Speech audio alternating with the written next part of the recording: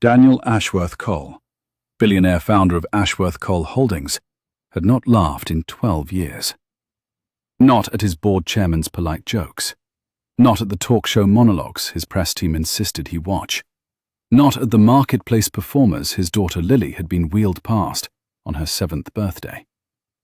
12 years of perfect, expensive silence.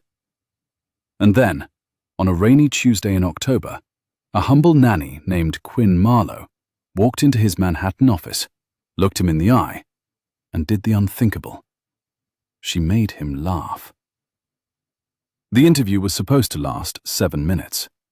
Bertram Hayes, his chief of staff, had carved out the slot the way a surgeon carves out a tumor, quickly, with precision, with no expectation of pleasure. 14 nannies had come and gone in the last 4 years alone. Each had been intelligent, each had been patient, each had walked out of the great steel and glass tower with the same look on her face, the look of a person who had just stood beside a frozen lake and realized no spring was coming. Quinn Marlowe walked in at 2:03. She wore a simple grey wool dress and a cardigan the colour of warm tea. Her auburn hair was pinned at the back of her neck in a way that suggested she had done it on a moving train. Her shoes were honest shoes. She carried a leather satchel that had been mended twice along its strap. She was 26 years old. She was beautiful in the unfussed way of a person who had not been told she was beautiful, and a person whose grandmother had taught her that beauty was a private matter, best worn lightly. "Miss Marlowe," Daniel said, without rising. He did not invite her to sit. The chair on the other side of his desk was a Hans Wegner he had bought because the auctioneer had said his late wife would have loved it. He never sat in it. He hardly let anyone else. "Mr. Cole." Quinn sat anyway. She placed the satchel on the floor at her feet, as though setting down a small, polite animal. "Your daughter is sitting just outside that door." He did not turn. He had, in fact, heard the small movement that always preceded Lily's listening posture. The quiet press of a knee against the carpet, the soft palm flat to the wall. "My daughter does not require your concern, Miss Marlowe." "She isn't requiring it," Quinn said. "She is simply 12, and 12 is the age at which children begin to understand that silence is a language with a grammar. Yours, sir, has been very loud for a very long time." He put down his fountain pen. The pen was a Monte Grappa, and it had once belonged to a man who had hand-built 3 of the world's first cellular networks. He had been told the pen was unusual. He had never written a word with it that pleased him. "Why do you think you are qualified to care for my child?" "I am not certain I am," Quinn said. It was not the answer he had expected. The 14 nannies had each opened with their pedigree. "Then why are you here?" "My grandmother needs surgery," Quinn said. "It is the kind of surgery for which a person should not have to count quarters. The library where I work pays in dignity. The piano lessons I give pay in apple bread. Neither of those is a hospital admission deposit. I'm here because the position is generous. I'm staying," she added, "because of her." She tilted her head, very slightly, toward the door. Daniel Ashworth Cole had built his fortune by recognizing, before the rest of the room, the moment a thing tipped. He recognized it now. He did not like to recognize it. "What do you propose to teach a child whose tutors have studied at Trinity and Juilliard, Miss Marlowe?" "I propose to teach her to laugh at her father," Quinn said quietly. "Because her father has not laughed in 12 years. And a child who has never seen her father laugh begins, after a while, to feel that joy is a country to which she has not been issued a passport." The silence in the office was the silence of a glass dropped above a marble floor that has not yet broken. He should have ended the interview. He had ended interviews for less. He had ended a $40 million acquisition once because the man across the table had pronounced his late wife's name with the wrong stress. The world expected him to end interviews. The world, in fact, paid him for it. But Quinn Marlowe had risen. She had crossed 3 steps to his desk. She had reached, with a hand that did not tremble, and lifted the heavy bronze paperweight that sat by his pen. The paperweight was a thing of weight. The paperweight had once held a draft of a letter Margaret had been writing to their unborn child. He kept the letter in a drawer he no longer opened.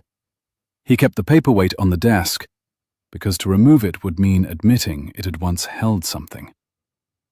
Quinn balanced the bronze paperweight on the crown of her head. She placed her hands neatly behind her back.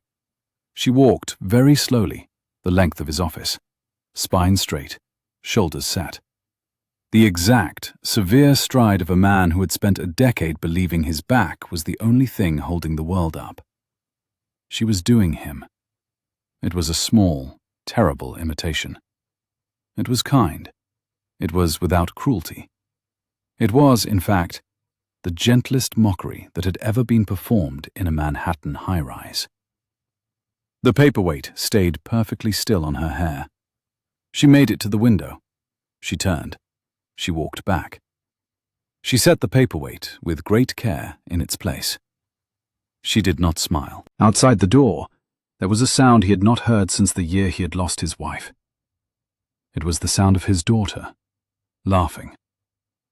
It was not a long laugh. It was a small, surprised laugh. The laugh of a girl discovering, in the dim quiet of a hallway, that her body still remembered how. It came once, then again, then a third time, gathering. It was a laugh that did not know it was being heard. And Daniel Ashworth Cole, who had not laughed in 12 years, who had built a tower of steel and glass and stayed silent inside it, who had stood beside his wife's grave in a black suit and said nothing, opened his mouth and laughed. It was a short laugh. It was the laugh of a hinge breaking free. He did not know, yet, that it would change his life. Quinn Marlowe simply sat back down in the Hans Wegner chair, picked up her satchel, and waited. "You are hired, Miss Marlowe," he said when he had recovered. "Thank you, Mr. Cole. On a 6-month trial." "Yes. My daughter is delicate." "Your daughter," Quinn said, "is 12. 12 is many things. Delicate is rarely one of them. 12 is a small storm wearing a cardigan." He opened his mouth to correct her.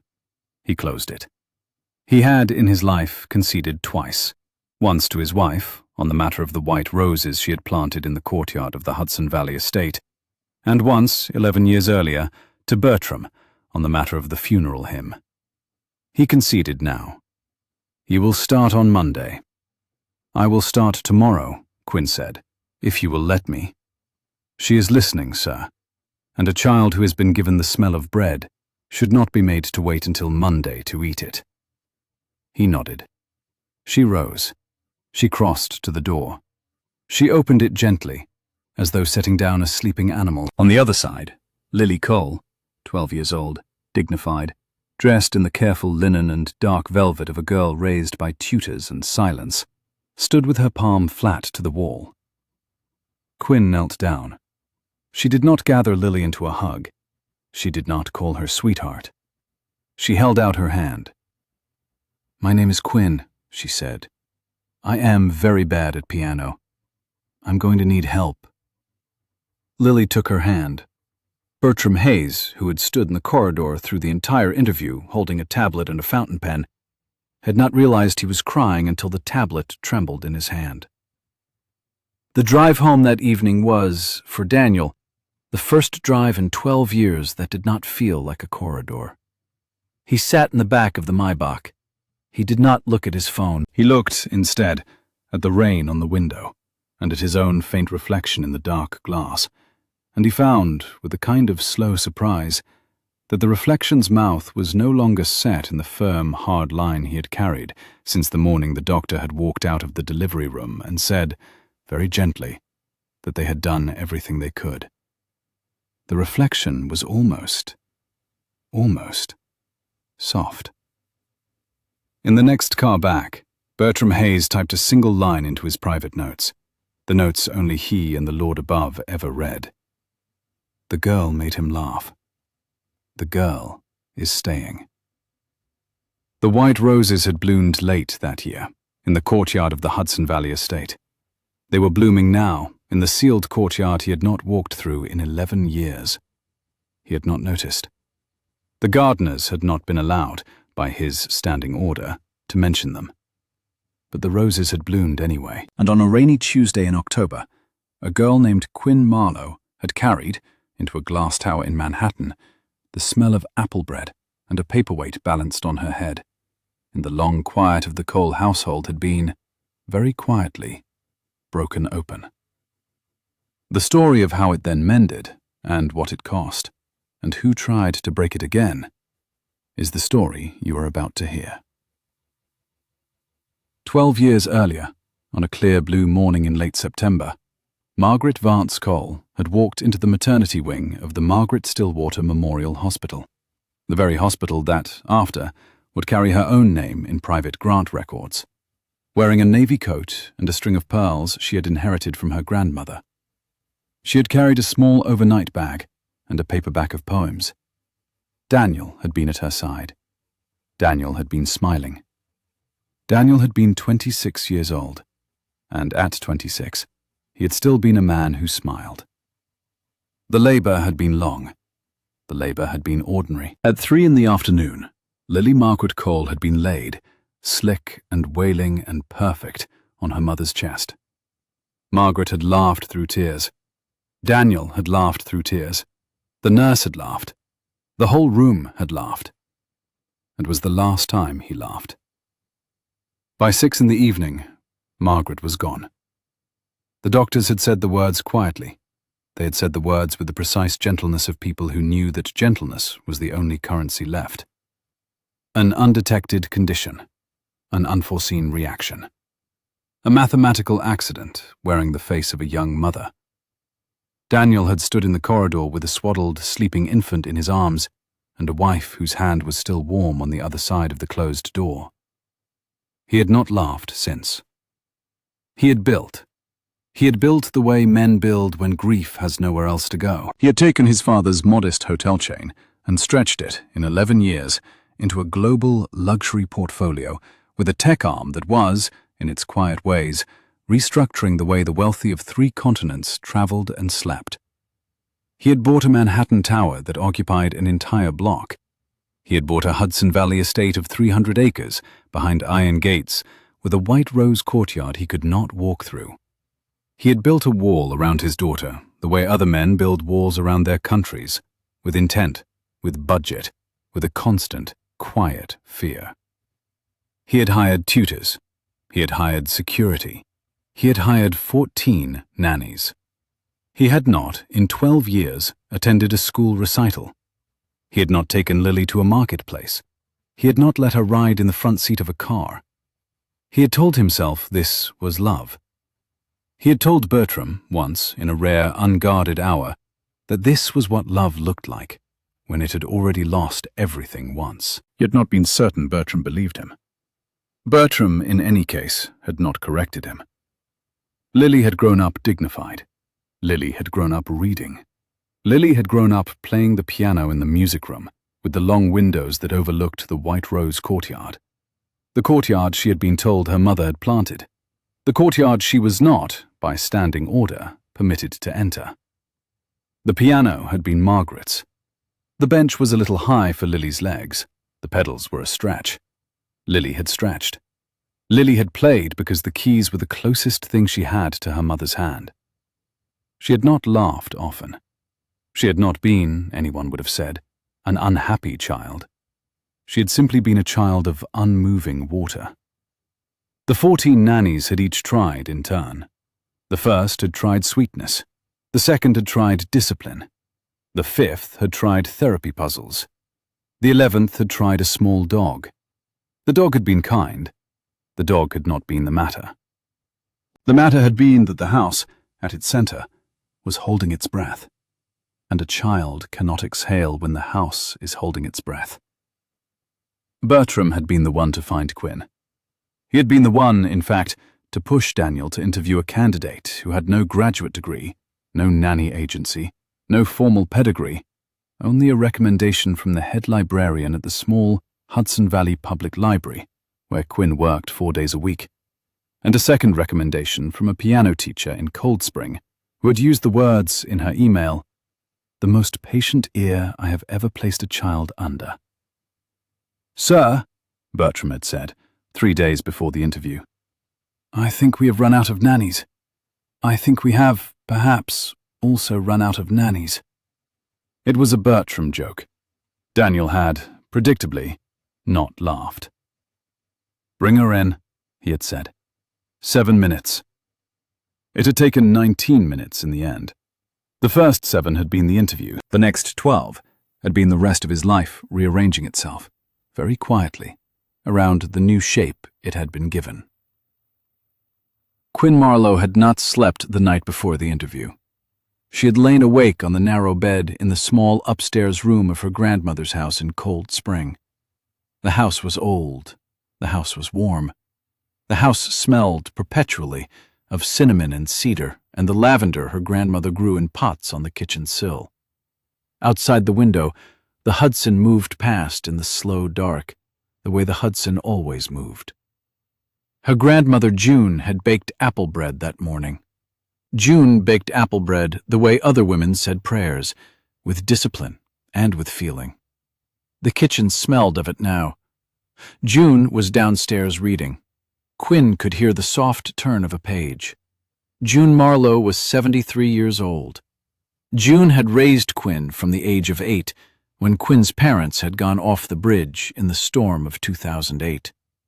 June had been a school librarian for 41 years. June had taught Quinn that books are doors, and that doors can be opened, and that opening doors is, in the end, what love is. June was the closest thing to weather Quinn had. June was now scheduled, in 19 days, for the kind of cardiac surgery that came with an admission deposit Quinn could not look at on the kitchen table without feeling the floor tilt. Quinn had taken the bus into Manhattan that morning at 6. She had taken the train at 7. She had walked the 7 blocks from Grand Central in the rain with her cardigan held closed at the throat. She had stood, at 10 minutes to 2, on the marble steps of the Cole Tower, and she had watched a woman in a white silk coat push past her without seeing her, and she had thought, very clearly, "I do not belong here." And then she had thought, also very clearly, "My grandmother needs me to belong here for 52 minutes. And then she had walked in. The lobby had been cold in the way only marble can be. The elevator had been mirrored in the way only money can be. The 37th floor had been carpeted in the way only old grief can be. She had been led down a long corridor, past glass and steel and a single Rothko, to a pair of double doors. Bertram Hayes had opened the doors. He had looked at her once, and his face had done a small thing that almost looked like a smile. "Miss Marlowe." "Mr. Hayes." "Take your time," he had said, very quietly, and she had not understood then what he had meant.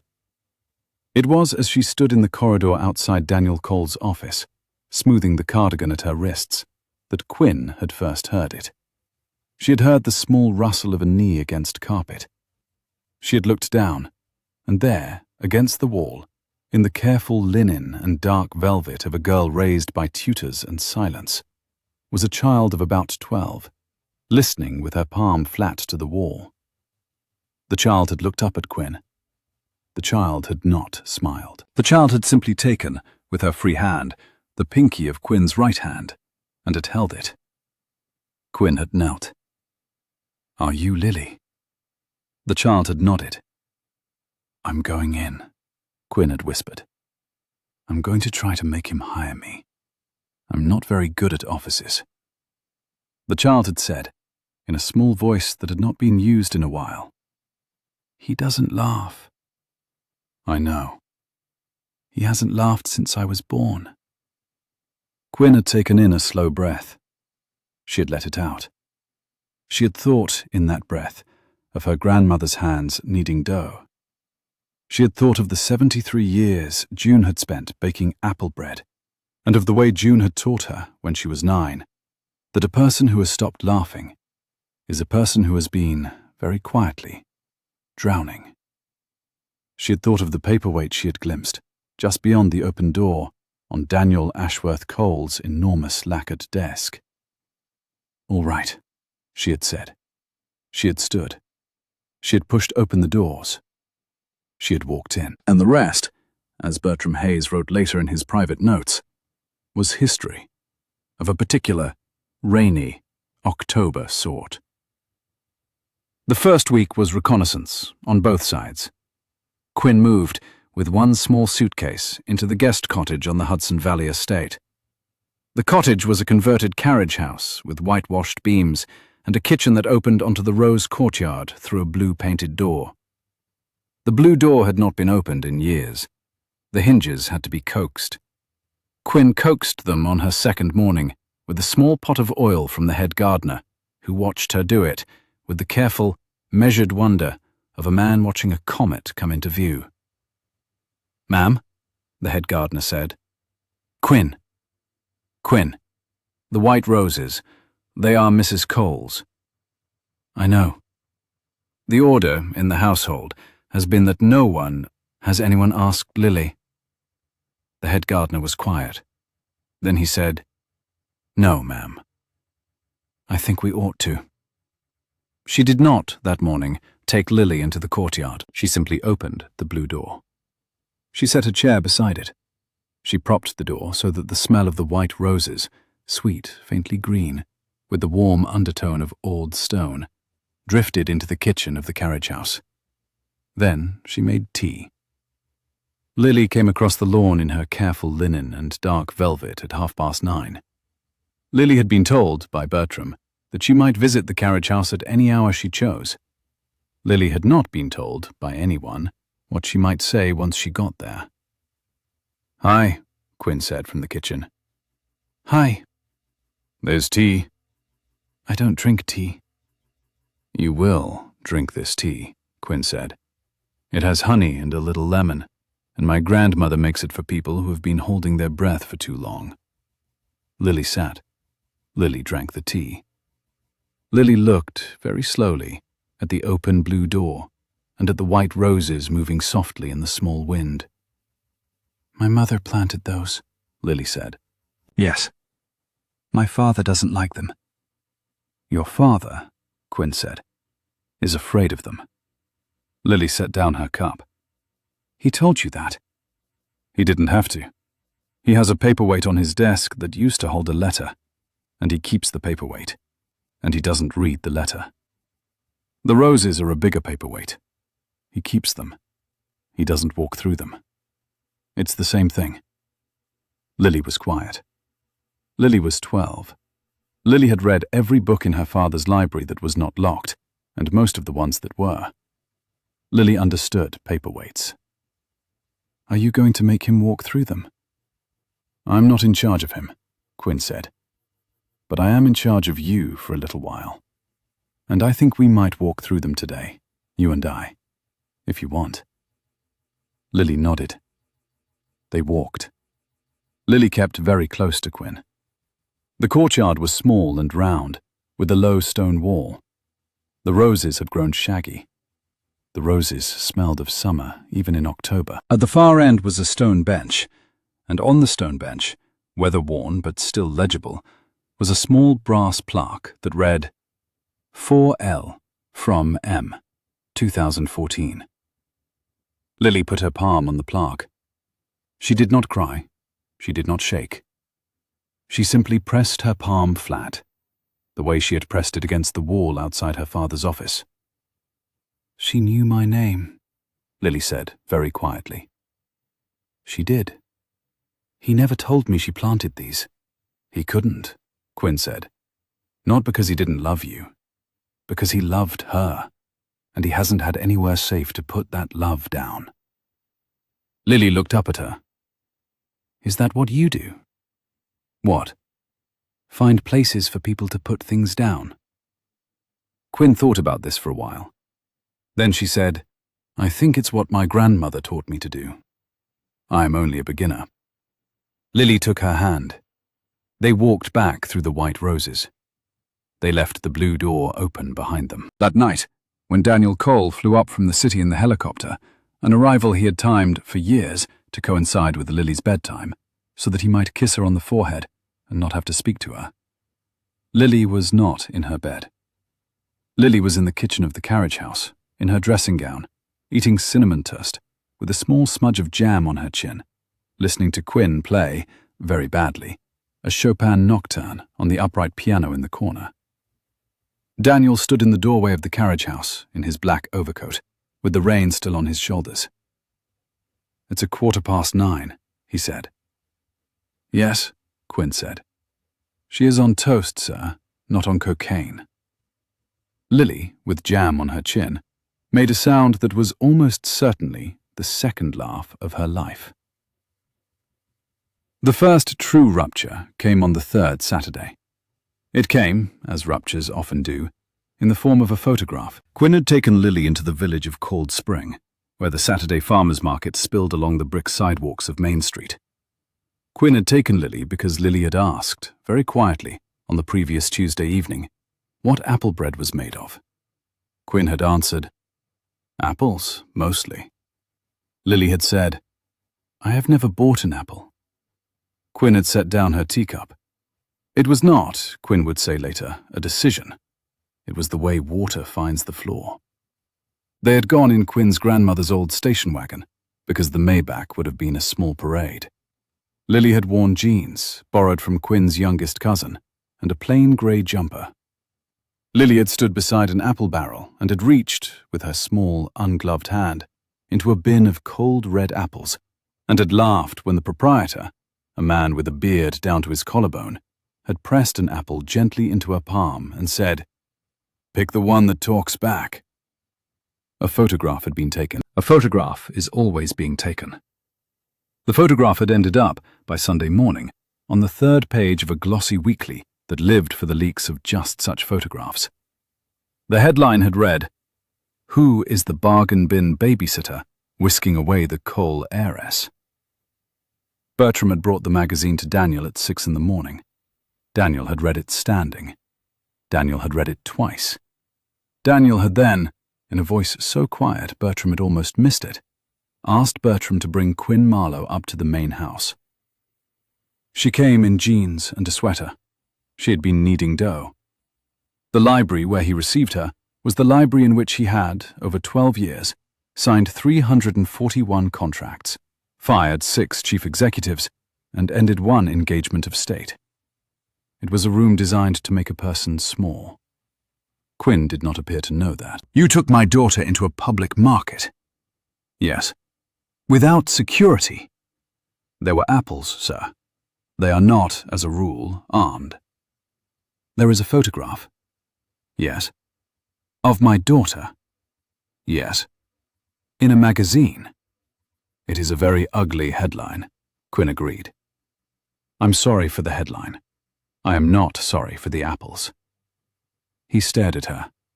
He had, over 12 years, ended a great many things by staring. Quinn did not seem to know this either. Quinn was looking, instead, at the painting above his head, a small dark Bonnard he had bought because Margaret had loved Bonnard. "You will not take her out of the estate again," he said. "With respect, sir, that is what is killing her. My daughter is not—" "Your daughter is a small storm in a cardigan, and you have been keeping the storm under glass since the day she was born. Glass cracks, Mr. Cole. It is what it does. The question is only whether you crack it, gently, on a Saturday morning, with apples, or whether some careless thing cracks it for you, later, in a way you cannot mend." "Miss Marlowe." "I will go," Quinn said softly. "If you want me to. I will pack tonight. I will be back in Cold Spring by morning. I would only ask, before I go, that you say goodbye to her yourself. She is 12, sir. She has been said goodbye to by 14 women already. It would be useful, I think, for her to be said goodbye to, this time, by you." There was a silence. Bertram, in the corner, did not breathe. The library clock struck the 1/4 hour. "Don't pack," Daniel said. Quinn did not move. "Don't pack," he said again. Please. It was, Bertram would later note in his private journal, the first time in 11 years his employer had used the word please without being prompted by a press handler. He noted it in pencil. He underlined it twice. Quinn nodded once. She turned for the door. At the door, with her hand on the brass, she turned back. She wanted to know what apple bread was made of, sir. Yes. She does not know what her mother sounded like. He did not answer. That, too, is a question she will eventually ask. I would like to be here when she asks it. I would like, even more, for you to be here when she asks it. She left. That afternoon, walking the long upstairs corridor, Daniel Cole heard a sound coming from his daughter's bedroom that he had not heard in 12 years. Music. Lily had taken a small tin recorder Quinn had given her for the trip to the market and was learning the first 3 notes of a tune she had never been allowed to play on the grand. The notes were wrong. The notes were also alive. Lily was laughing at her own wrong notes. Daniel stood in the corridor, his hand on the doorframe, and did not go in. That night, at supper, Lily looked up from her plate and asked, very politely, "Dad, will she still come back tomorrow?" He set down his fork. "Yes, darling," he said. "She will come back tomorrow." It was the first time, in 11 years, he had answered a direct question of his daughter's, without first looking at Bertram. The accident came, as accidents will, on the Tuesday after. It was an ordinary accident. Daniel had ridden out across the lower field on Caraway, the bay he had owned for 9 years and trusted for 10. A pheasant had broken from the hedge. Caraway had shied. Daniel had landed, badly, on his left wrist. The wrist was sprained, not broken. The pride was bruised, more deeply than he would say. The estate doctor had splintered the wrist. The estate doctor had ordered 2 weeks of working from home. Daniel had not worked from home in 11 years. The first thing he discovered on his first morning in the wood-panelled study off the music room was that the music room was always being used.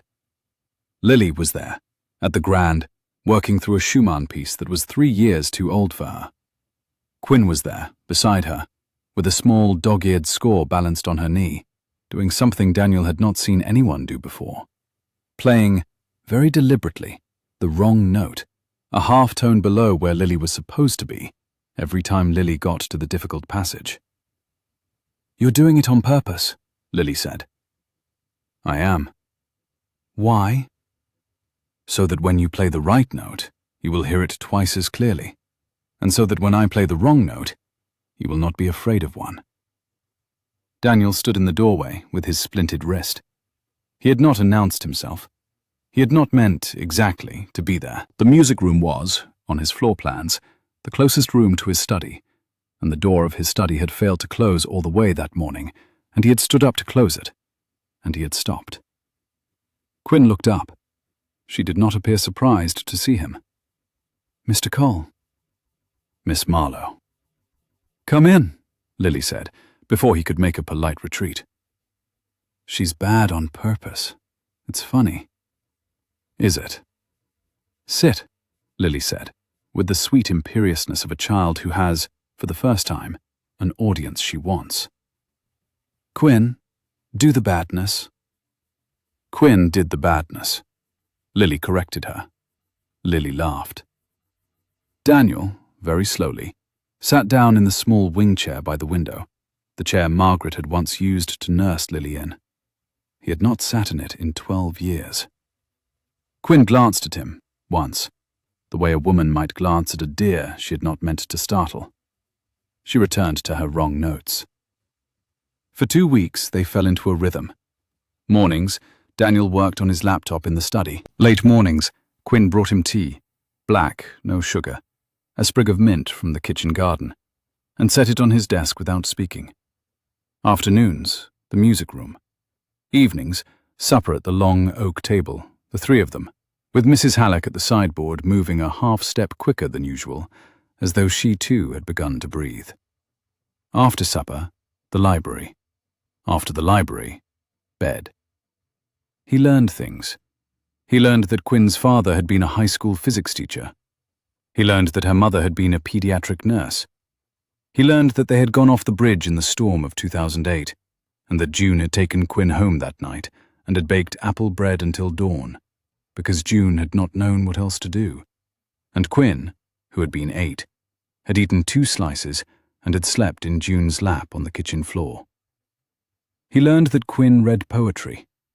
He learned that she read it badly aloud, with a small Cold Spring vowel he found, against his will, charming. He learned, on the 8th night, sitting on the library carpet with his splintered wrist on his knee, while Quinn stretched up to put a book back on a high shelf, that he had begun to look forward to her ankles in a way he had not looked forward to anything in 11 years.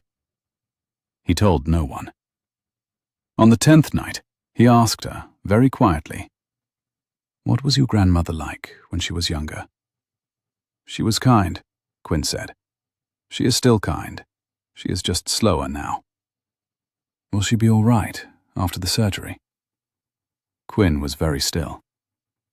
"I don't know," she said. He nodded. He did not promise her anything. He had learned in the early years after Margaret not to promise things. But he did, that night, after she had gone to bed, write a single instruction to his head of finance. He wrote it on the small notepad he kept on his bedside table, in his own hand, with his good wrist. "Pay the surgeon's full deposit. Anonymous.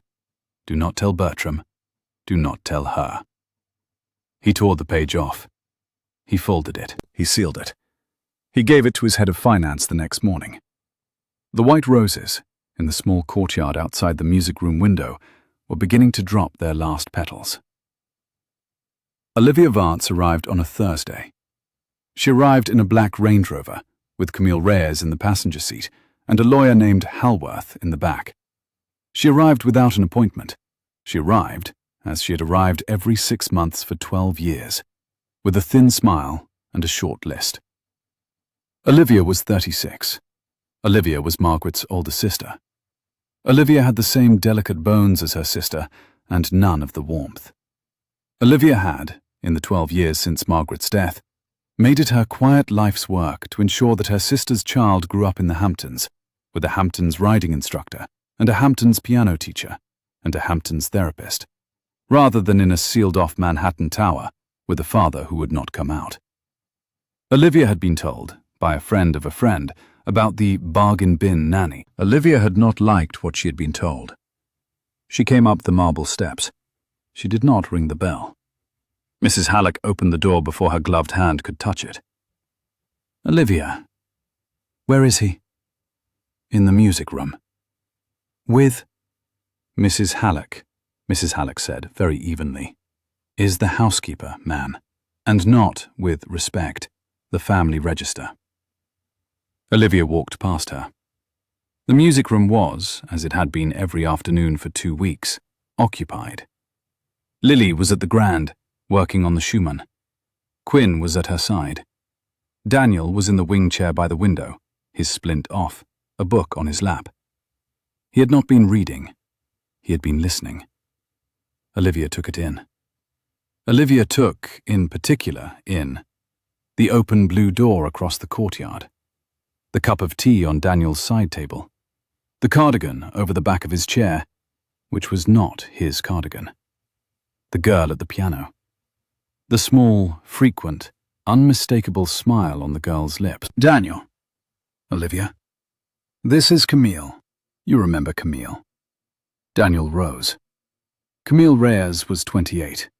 Camille Reyes had been positioned, by people who positioned such things, beside Daniel Ashworth Cole at 3 charity galas a year for the last 6 years.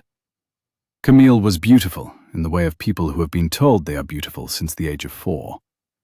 Camille shook his hand. Camille looked at Quinn. Camille's smile did not reach her eyes. "Daniel, darling," Camille said. "Who is this?" "This is Miss Marlowe." "Oh." Camille turned her smile fully on Quinn. "The new—" "Nanny," Quinn said. "Nanny," Camille echoed, as though the word were a small, faintly damp leaf. Olivia laid her gloves on the piano. Lily, very quietly, took her hands off the keys. "Daniel, may I speak to you privately?" "You may." "Now." "After the lesson." "This is not a lesson," Olivia said. "This is a misunderstanding wearing thrift store wool."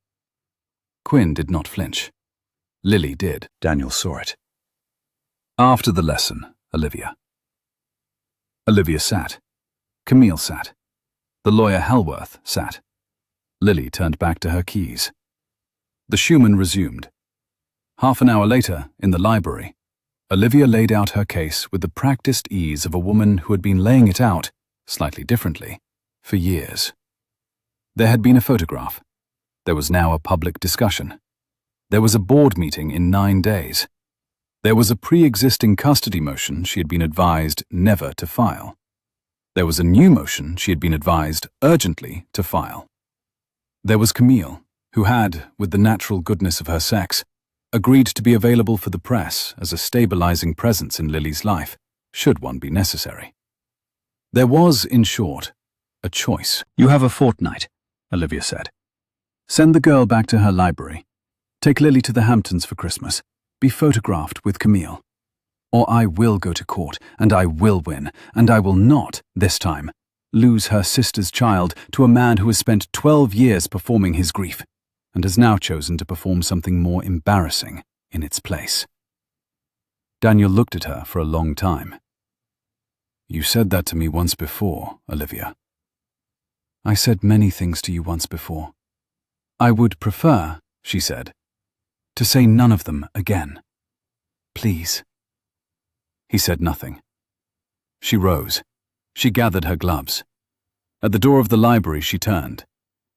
"Daniel, she's 26. She's a librarian. She makes apple bread. She's a sweet girl. I'm sure she's a very sweet girl. But you are not a man who can afford a sweet girl. You are a man who must afford a woman."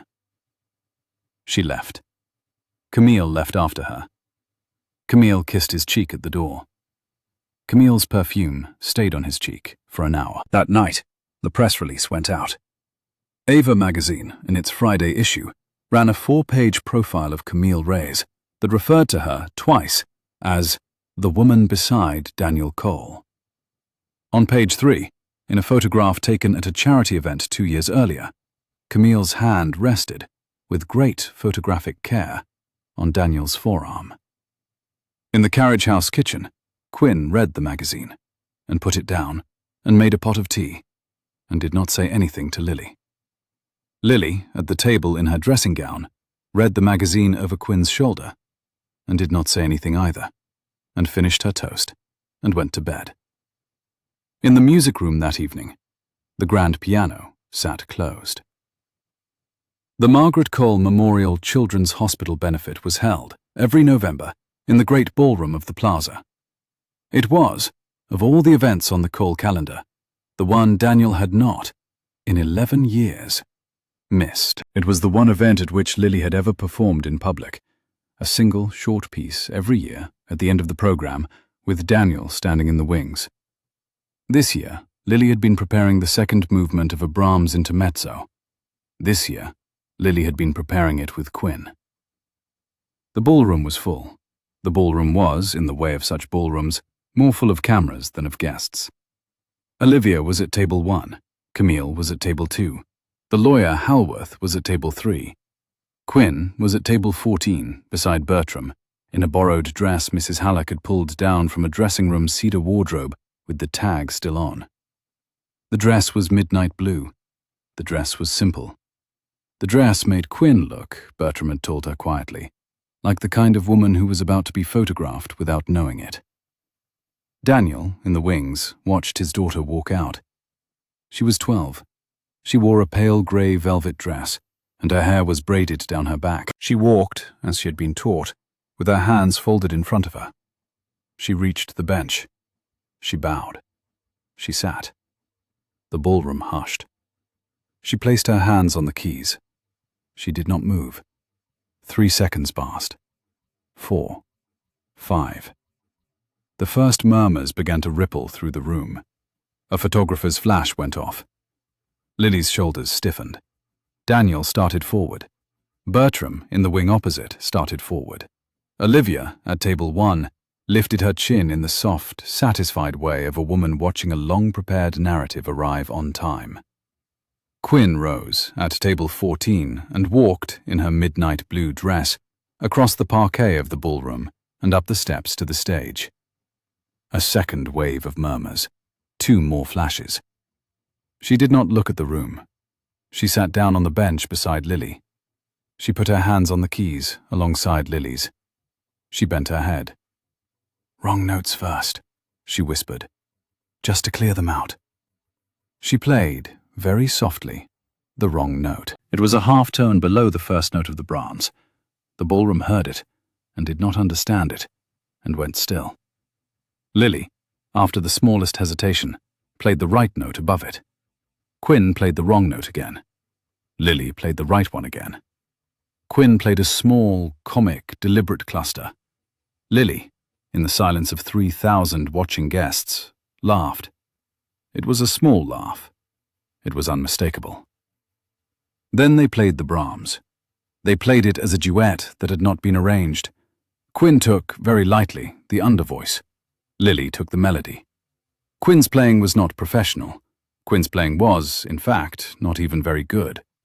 But Quinn's playing had been arranged, by Quinn, to leave space for Lily, the way a careful host leaves the head of the table for the guest of honor.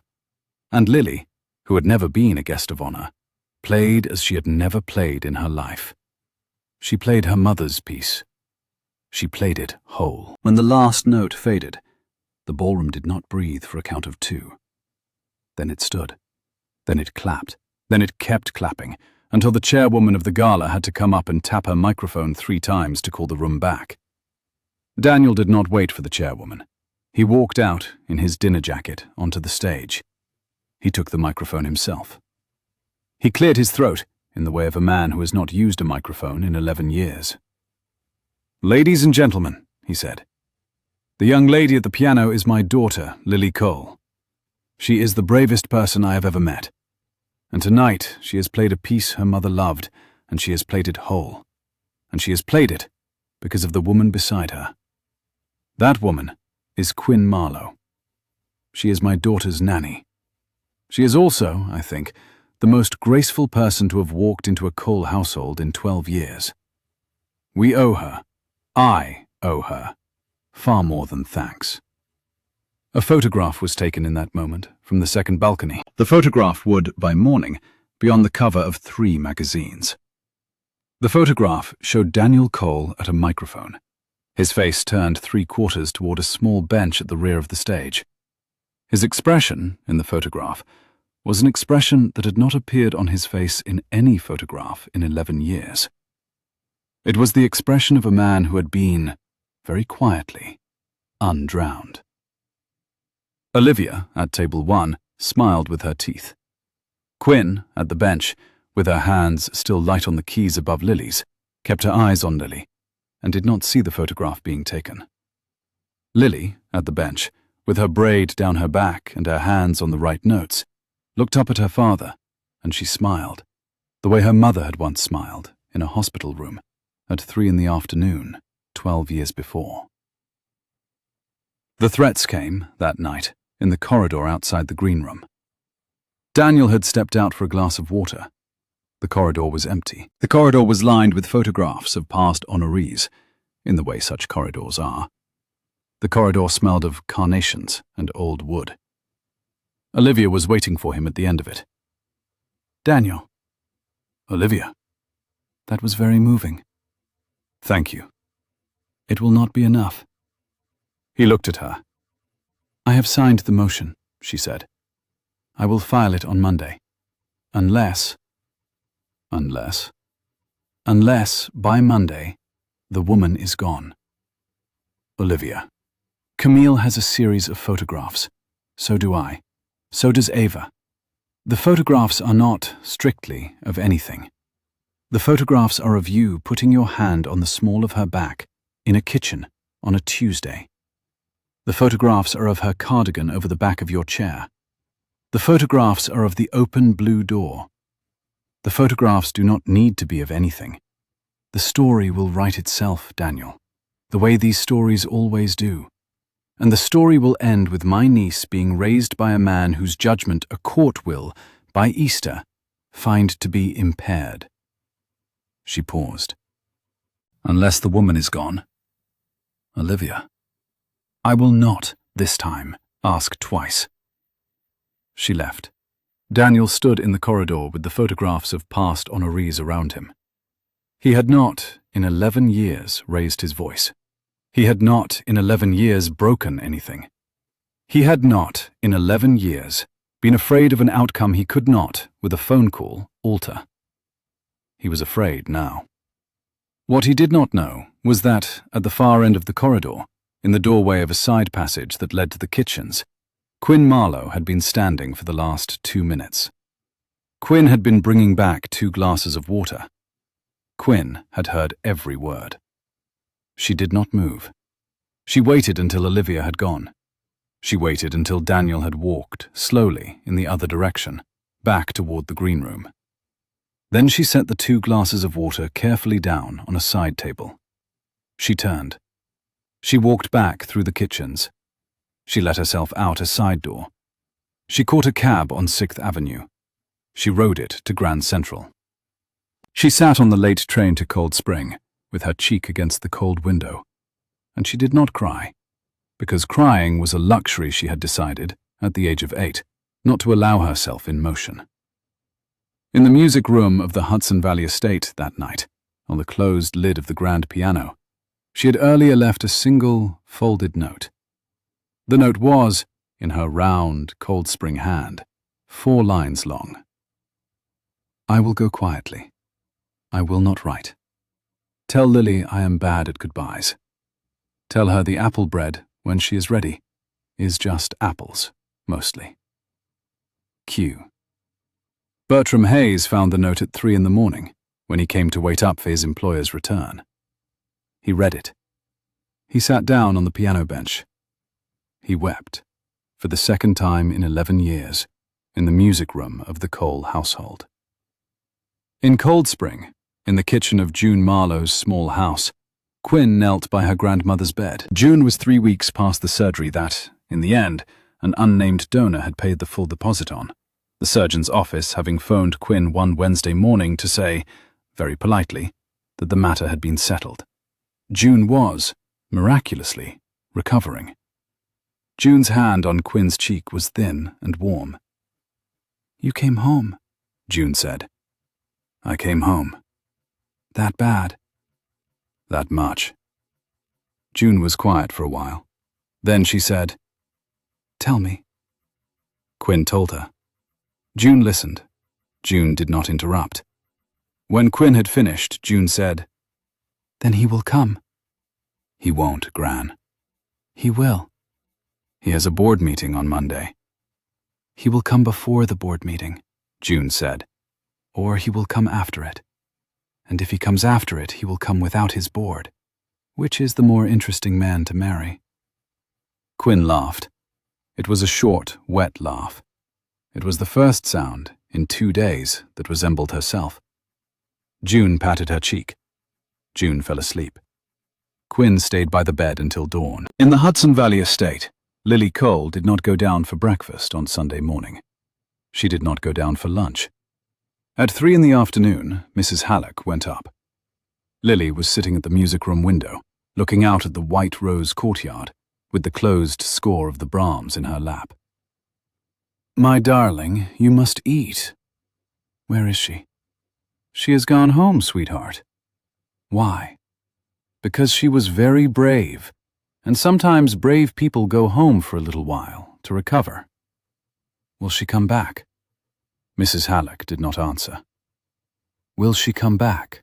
Lily said again, in a voice that, Mrs. Halleck would later say in the kitchen, had stripped a layer of varnish from the door of every room it had passed through. Mrs. Halleck went downstairs and across the courtyard to the carriage house, and rang the small bell at Bertram's office, and said, very quietly, Sir, the child is asking. The child has a voice. Bertram went up to the main house. Bertram knocked once on the door of his employer's study. He went in.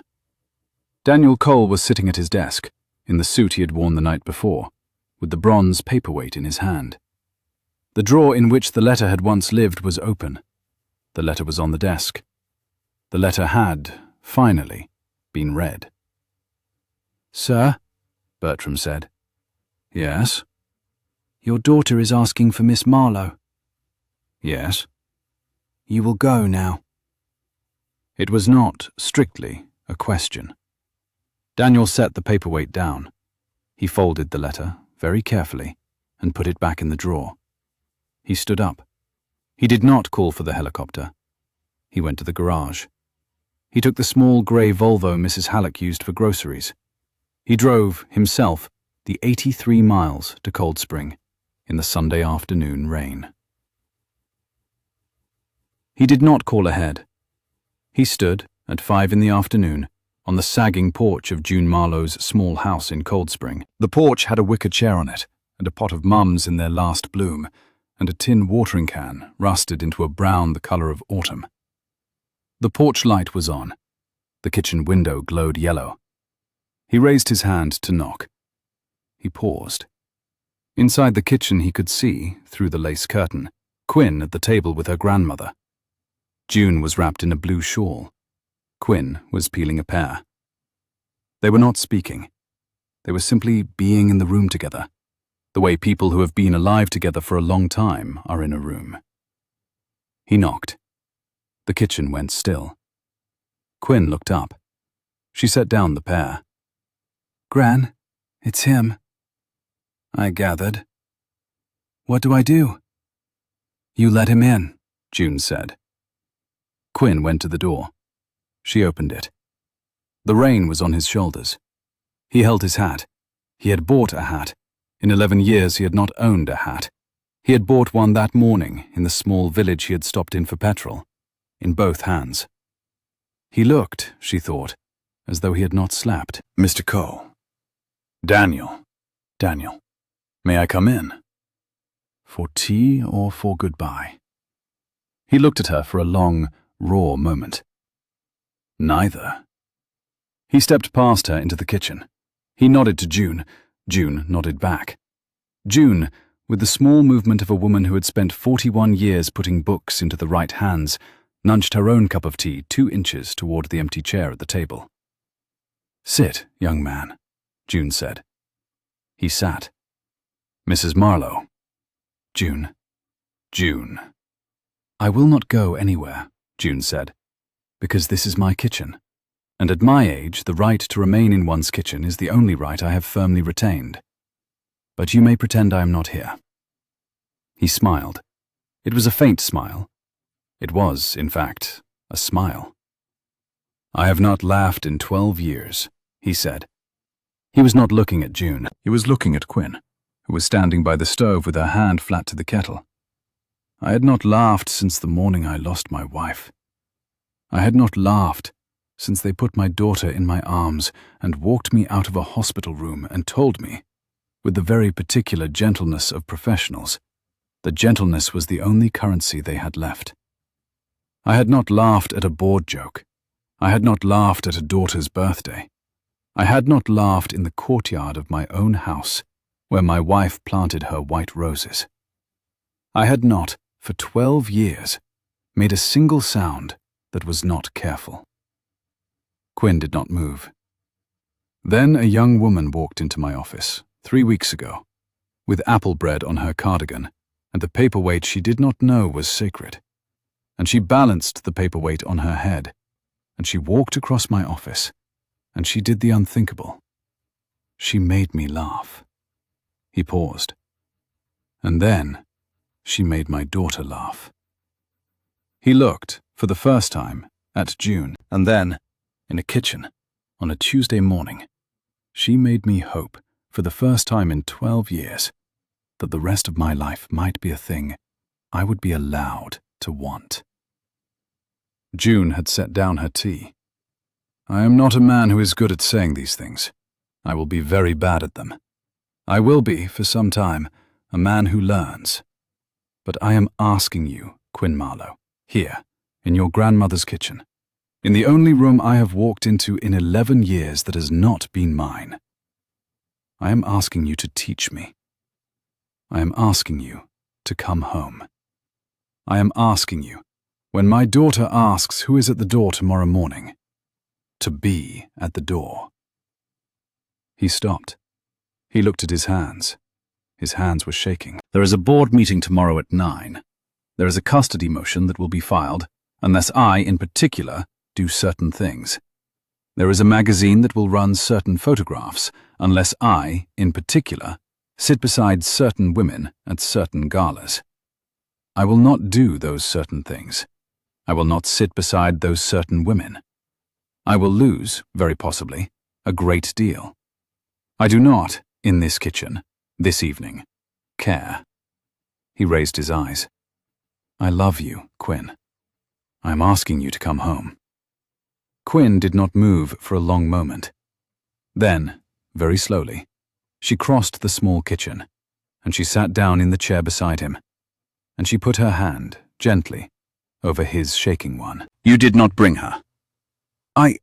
Lily. She is in the car, he said. She is in the car with Bertram. I told them they were to wait until I called. She made me promise. She said, very seriously, that you were not to be ambushed. She said the appropriate thing was for me to go in alone, like a person, and not like a procession. Quinn made a small sound that might have been a laugh. Call them in, she said. He picked up his phone. He sent a single text. 3 minutes later, the sound of the small Volvo's door, and then the kitchen door, and then a child's careful, hopeful, hesitant footsteps down June's narrow corridor. Lily appeared in the doorway in her grey velvet dress, with her braid down her back. She had her mother's eyes. She had her father's chin. She had, in her small, careful hand, a paper bag. Quinn. Lily. I brought apples. You did. From Cold Spring, Lily said, and held out the bag. From the man with the beard. He said to pick the ones that talked back. Quinn took the apples. She set them, very carefully, on June's kitchen table. She knelt down, in her cardigan and her ordinary shoes, on June's old yellow linoleum, and she held out her arms, and Lily, after the smallest hesitation, walked into them. June, at the head of the table, with her thin, warm hand on her chest, watched her granddaughter and a strange child hold each other on her kitchen floor. June, at 73, in her blue shawl, in the kitchen in which she had baked apple bread for 65 years, raised her teacup, very faintly, in the direction of her late husband's photograph on the wall. Well, Charles, she said softly, we have done all right. Daniel, in the chair at her side, with his shaking hand still on the table, had begun, very quietly, to cry. It was the second sound, in 12 years, he had made that was not careful. The wedding was small, on a Saturday in May, in the courtyard of White Roses. It was small because Quinn had asked for it to be small. It was in the courtyard because Daniel had asked. The blue door of the carriage house had been propped open for a week, and the kitchen smelled of June's apple bread, which had been brought up that morning in covered baskets. The board had not, in the end, voted Daniel out. The board had, in fact, voted the other way, because 9 of its 12 members had teenage daughters, and because a thing had appeared, in the public mind, in the weeks after the gala, that no public relations machine could counterfeit, and that no glossy magazine, having missed the moment, could recreate. The thing was a man laughing with his daughter on a public stage. The thing was unsaleable. The thing, therefore, could not be shorted. The board had simply voted, at 9:15 on a rainy Monday, that the chief executive was permitted, after 12 years, to be a person. Olivia had not come. Olivia had not been invited. Camille had married, 2 months earlier, a hedge fund heir from Greenwich. The hedge fund heir was, by all accounts, very fond of her. Camille had sent a small, white card. June Marlowe, fully recovered, fitted into a soft blue suit that had been her wedding suit at 22, walked Quinn down the gravel path between the rose beds. June had been ordained 2 weeks earlier, online for the day. June had memorized her parts. June had also, she said, prepared a few of her own. The guests, 50 of them, sat in white folding chairs in the courtyard. Bertram Hayes, in his quiet grey suit, was best man, because there had been, when Daniel had asked, no other answer possible. Mrs. Halleck wore a hat. Marcus, Daniel's brother, flew in from Singapore and cried into Bertram's pocket square through the entire ceremony. Lily played the wedding march on the piano, which had been carried, with great care, out into the courtyard for the day. She played it perfectly for the first 8 bars. Then, in the 9th bar, she slipped, very deliberately, into a small comic cluster, a half-tone below where she should have been, a wrong note, as careful and as kind as the first wrong note Quinn had ever played for her. She played it twice. She played it a 3rd time. She paused. She looked up at her father, where he stood waiting at the rose-bordered altar. Daniel Ashworth Cole, billionaire founder of Ashworth Cole Holdings, who had not laughed in 12 years until the previous October, who had, in the months since, become a man with a different and slower face, opened his mouth and laughed. He laughed in the courtyard of white roses. He laughed in front of 50 guests and an unseasonable May sun, and the woman walking down the gravel path toward him on her grandmother's arm. He laughed loudly. He laughed as a person laughs who has remembered, after a long absence, what laughter is for. The 50 guests laughed with him. June laughed. Quinn laughed. Bertram, in the quiet grey suit, laughed and wept at the same time, which was, Mrs. Halleck would say later, the most undignified sound Bertram Hayes had made in 40 years of service, and the most welcome. Lily, on the piano bench, smiled the smile her mother had once smiled in a hospital room 12 years before. Then she resumed the march, perfectly, and brought her father and his bride together at the rose-bordered altar. June officiated with grace. June read the vows in the order she had memorized. June then, at the appropriate moment, set down her notebook and addressed, briefly, the courtyard. "I am 73 years old," she said. "I have known this child since she was the size of a loaf of apple bread. I have known this man since October. I do not, frankly, need to know him longer. He drove 83 miles in the rain in a borrowed Volvo to apologize in my kitchen. And I have, in 73 years, learned to recognize a man by his commute." The courtyard laughed. The gentleman had not laughed in 12 years until last October, she went on. The young woman has not, in her life, asked anyone for anything. Tonight they are asking each other for everything. I would like to say only this. Love, my dears, is what happens after the laughing starts. The laughing is the door. Today you have walked through the door. From here on, every day, every quiet, small day, you walk through the runes beyond it. Walk slowly. Walk together. Walk through the white roses.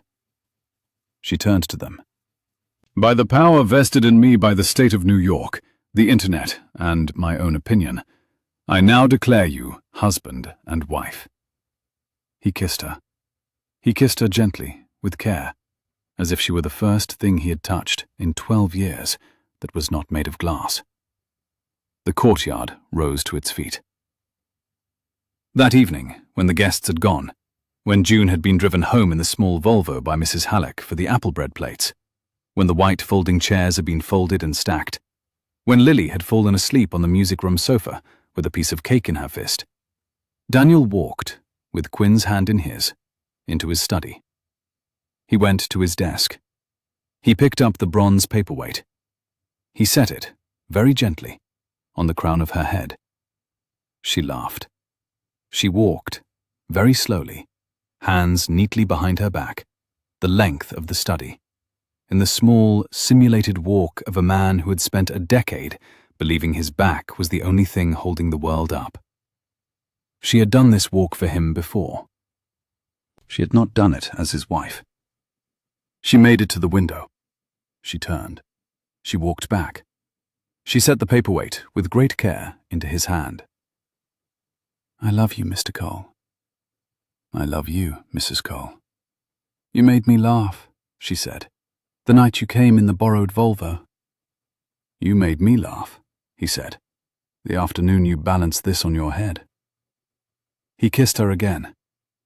In the music room down the hall, Lily Cole, 12 years old, asleep with a piece of cake in her fist, dreamed for the first time in her life of a kitchen full of apple bread and a courtyard full of white roses, and her father, somewhere inside the dream, laughing. Outside, the white roses moved softly in the May wind. Bertram Hayes, in his quiet grey suit, locked the iron gates of the Hudson Valley estate at 10:30. He paused for a moment, with his hand on the cold iron, and looked up at the lit windows of the carriage house, where a young woman in a borrowed wedding dress was making, with her own hands, a fresh pot of tea for her new husband and a sleeping girl with cake in her fist. He took out his pencil. He took out his small private notebook. He wrote, on the last page he would ever write in it, a single line. The girl made him laugh. The girl is staying. The house is breathing. He closed the notebook. He put it in his pocket. He walked in the moonlight back across the gravel path between the rosebeds, toward the warm, lit, unsealed kitchens of a house that had, after 12 quiet years, finally opened its blue door. The house was indeed breathing. It would breathe from that May evening forward, for a very long time.